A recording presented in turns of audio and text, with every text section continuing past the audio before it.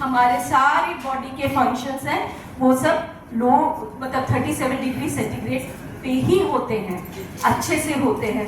अगर ज़्यादा हो जाता है तो हमें फीवर आ जाता है, यानी वो एक बीमारी है।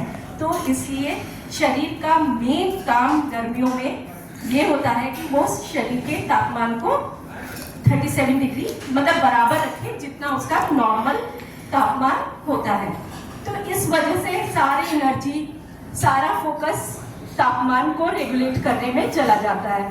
तो डाइजेशन और मेटाबॉलिज्म ये थोड़ा सा निग्लेक्टेड हो जाते हैं, यानी ये सेकंड स्टेज में आ जाते हैं। अब घर में कोई मेहमान आ गया तो बच्चे सेकेंडरी हो जाते हैं, मेहमान पहले हो जाता है। तो ऐसे ही गर्मियों में तापमान को मेंटेन रखना प्राइमरी हो जाता है और डाइजेशन और ये मेटाबॉलिज्म ये थोड़ा स्लो डाउन हो जाता है, यानी कि बॉडी को जितनी एनर्जी है वो सब तापमान को संतुलित करने में लगेगी, ना कि डाइजेशन में। डाइजेशन, भोजन पचाना एक बहुत ही जटिल प्रक्रिया है, ये बहुत आसान नहीं है।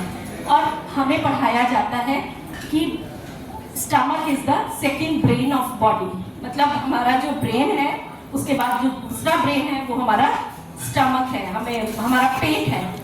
तो यानी आपके दिमाग में जो चल रहा है वो पेट में चल रहा है। देखा होगा कि कहीं जाना होता है, कोई इंपॉर्टेंट काम होता है, किसी से मिलना है, तो दिमाग में जो चल रहा होता है पेट में भी गुड़गुड़ाहट होने लगती है, बटरफ्लाइज होने लगती हैं, कभी टेंशन की उसमें लूज मोशंस हो जाते हैं। तो जो दिमाग में है वो पेट में है, ये एक कनेक्टिविटी है।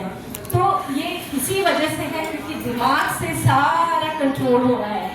खाना खाना है ताकि हमारा ध्यान, हमारे शरीर का ध्यान टेम्परेचर रेगुलेशन में बना रहे, ना कि डाइजेशन में।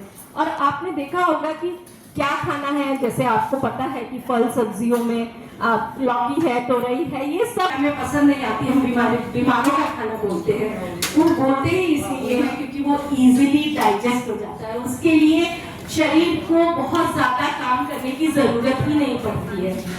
इसीलिए हल्के सुपाच्य भोजन जरूरी होता है। गर्मियों में ठंडे पदार्थ पीना जरूरी है ताकि हमारा टेम्परेचर रेगुलेशन में मेंटेन रहे। और वो ठंडे पदार्थ इस तरह के नहीं होने चाहिए।